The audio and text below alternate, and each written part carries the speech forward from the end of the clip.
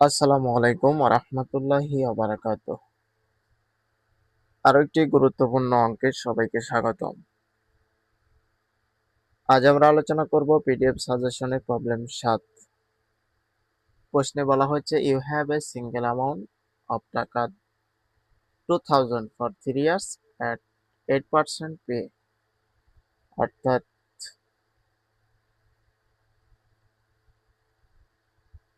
তুমি 2000 টাকা 3 বছরের জন্য 8% মুনাফার হারে সিঙ্গেল অ্যামাউন্ট কিছু সংখ্যক টাকা রাখলে অ্যাট এট অফ 3 ইয়ার্স, এটা 3 বছরে শেষ হবে বা 3 বছর পর। You take the proceeds and invest them for 10 years, মানে 3 বছর পর এই টাকার মেয়াদ শেষ হবে এবং এই 3 বছর পর যতটুকু টাকা হবে তার উপর ফর 10 ইয়ার্স অ্যাট 10%, 10 বছরের জন্য এবং 10% মুনাফার হারে বিনিয়োগ করা বা রাখা হলো বা রাখলেন। তাহলে এখানে বলা হচ্ছে how much will you have after 30 years, বা 13 বছর পর এই টাকার পরিমাণ কততে দাঁড়াবে। এখানে মূলত দুইটা বিষয় বলা হয়েছে। প্রথমে বলা হয়েছে সিঙ্গেল অ্যামাউন্ট, অর্থাৎ সাধারণ মুনাফার হারে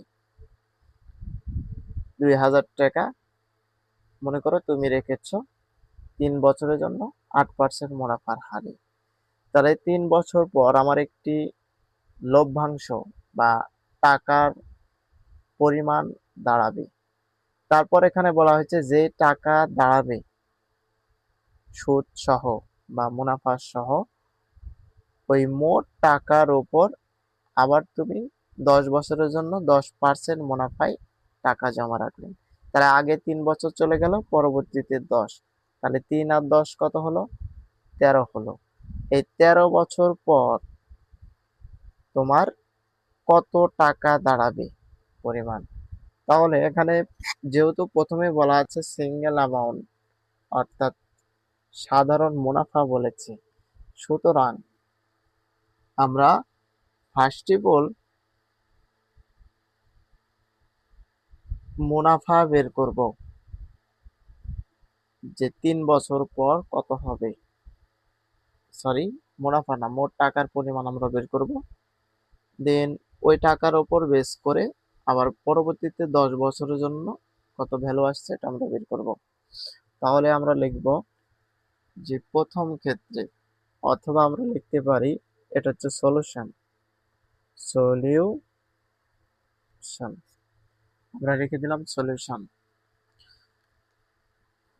আমরা লিখব ফর ফার্স্ট 3 ইয়ার্স, অর্থাৎ প্রথম 3 বছরের জন্য।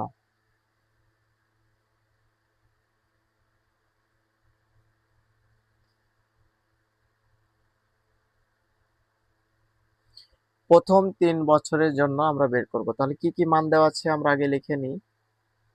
হিয়ার এখানে কি কি দেওয়া আছে? প্রথম মান 2000 টাকা, এটা হচ্ছে প্রেজেন্ট ভ্যালু, যেটাকে সংক্ষেপে পিবি দ্বারা প্রকাশ করা হয়। তোমরা এখানে প্রেজেন্ট ভ্যালু লিখতে পারো অথবা পিবি লিখতেও কোনো সমস্যা নেই। 2000 টাকা। তারপরে কত ইয়ার্স? 3 বছর। ইন নাম্বার অফ ইয়ার দ্বারা প্রকাশ করা হয়। 3 বছর দেওয়া আছে বা 3 ইয়ার্স, তাহলে আমরা লিখবো 3 ইয়ার্স। আরেকটা মান দেওয়া আছে 8%। আমরা জানি এটা হচ্ছে মুনাফার হার, এটাকে ছোট হাতের আই অথবা আর দ্বারা প্রকাশ করা যায়। 8%, 8%কে টাকায় নিয়ে আসতে হলে পার্সেন্ট মানে 100 দ্বারা ভাগ করতে হবে, তাহলে 0.08 হবে। আমাদেরকে ভবিষ্যৎ মূল্য বের করতে হবে, বেসিক্যাল টু হোয়াট লিখে দিব। তারপর আমরা লিখব উই নো, আমরা জানি ভবিষ্যৎ মূল্য বর্তমান মূল্য into 1 plus i to the power N.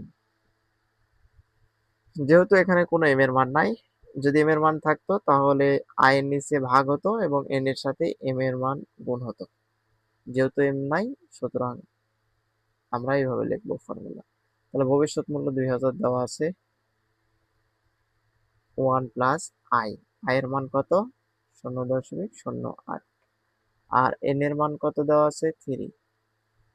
তাহলে 2000 একের সাথে যদি আমরা এটা যোগ করি তাহলে পাবো 1.08। তার উপর পাওয়ার কত ছিল? 3। 2000-এর সাথে এটা গুণ অবস্থায় আছে, তাহলে 2000-এর সাথে 1.08 এর উপর যদি আমরা কিউব দিই তাহলে ক্যালকুলেটরের মাধ্যমে আমরা পাবো 1.2597। এবং এই 2000-এর সাথে যদি আমরা গুণ দিই ক্যালকুলেটরের মাধ্যমে তাহলে পেয়ে যাব 25,194 টাকা। এটা আমাদের প্রথম অ্যান্সার। প্রথম 3 বছরে আমাদের ভবিষ্যৎ মূল্য দাঁড়াবে এটা। আমাদেরকে বলা হয়েছে যে প্রথম 3 বছর পর যে ভবিষ্যৎ মূল্য হবে সেই মূল্যটা বা সেই অর্থ বা টাকাটা আবার 10 বছরের জন্য 10% মুনাফা বা সুদে রাখা হলো। তাহলে এই 3 বছর এবং পরবর্তীতে 10 বছর, 13 বছর পর মোট টাকা কতটুকু হবে এটা আমাদেরকে বের করতে বলা হয়েছে। তাহলে এখন আমরা প্রথমে তো 3 বছরের জন্য বের করলাম। এখন আমরা পরবর্তী যে 10 বছর আছে এই 10 বছরের জন্য বের করব। তাহলে আমরা লিখে নিব ফর নেক্সট 10 ইয়ার্স,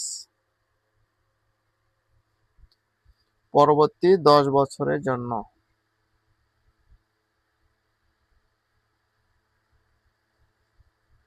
এটা আমরা লিখে দেব। আবার কিছু ইংরেজি লেখা যায়। নাও এখন the amount that we have received at the in 3 years will be reinvest for next year। মানে প্রথম 3 বছরের জন্য যে আমরা লভ্যাংশ বা অর্থটা পেয়েছি এটা আবার পুনরায় ইনভেস্ট বা বিনিয়োগ করা হয়েছে। একথা লিখে দিলে হবে, সমস্যা নাই, না লিখলেও কোনো প্রবলেম নাই। আচ্ছা, তবে লেখা ভালো। হ্যাঁ,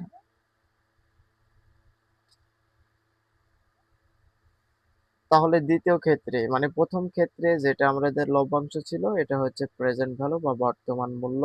আমরা একটু আগে পেয়েছিলাম কত টাকা জানো? 25,194 টাকা। এটা আমরা প্রেজেন্ট ভ্যালু পেয়েছিলাম। তারপরে 10 ইয়ার্স বা 10 বছর, এটা হচ্ছে n এর মান 10 ইয়ার্স বা 10 বছরের জন্য লভ্যাংশ আমরা বের করব।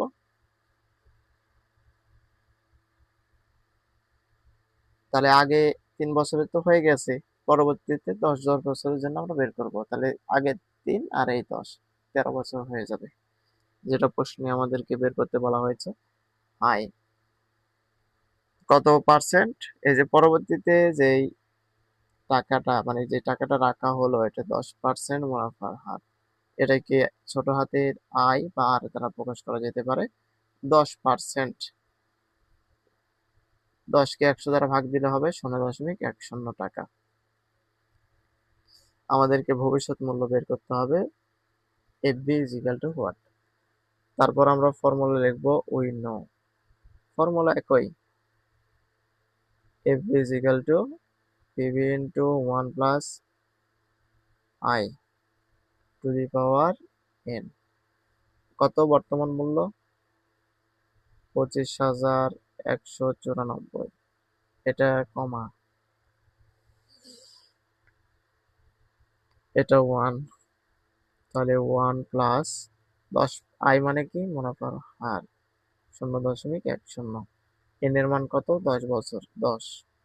তাহলে সমান সমান 25, 4। এটার সাথে এটা যদি আমরা যোগ করি তাহলে হবে 1.10, পাওয়ার আছে 10। এবার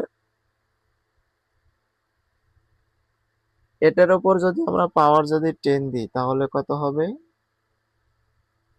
2.5937।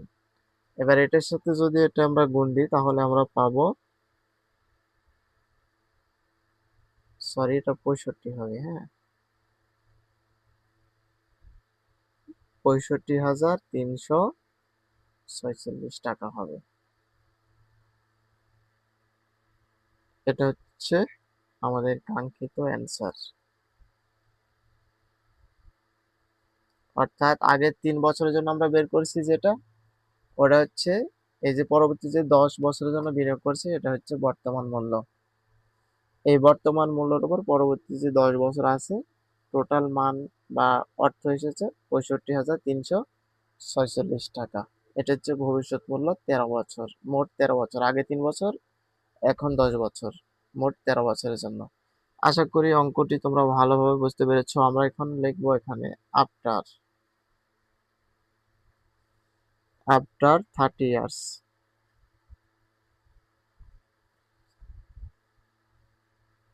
from now,